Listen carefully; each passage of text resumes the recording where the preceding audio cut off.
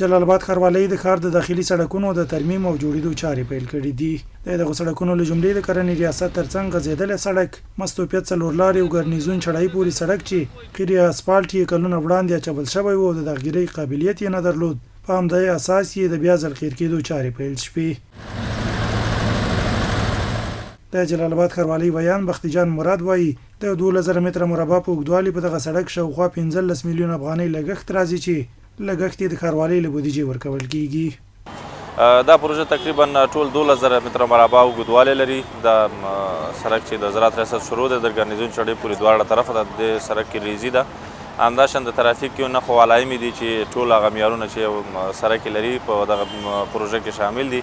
د دې پروژې ټول لګښت چې د 15 میلیون افغانۍ کېږي چې جلال آباد ښاروالۍ له داخلي عوایدو ورکول کېږي. په ورته وخت کې یو شمېر جلال آباد ښاریان او موټر چلوونکي د ښاروالۍ له لوري د دغه سړکونو په بیا ځل قیر کېدو خوښ دي.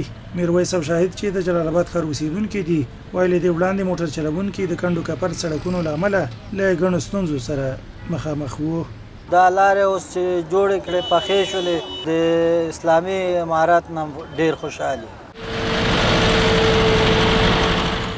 بس دا چې پوخ شو سړکونه ورسره ډېر مونږ هم خوشحال یو، رکشې مو هم خوشحالې دي، پوه شوې، خلک هم ورنه خوشحالې دي او بس ډېر ښه کار وشو. د جلال آباد ښاروالۍ د مسؤلینو د معلوماتو له مخې روان کال کې به د ښار ټول هغه سړکونه چې تخریب شوي دي له سره ورغول شي.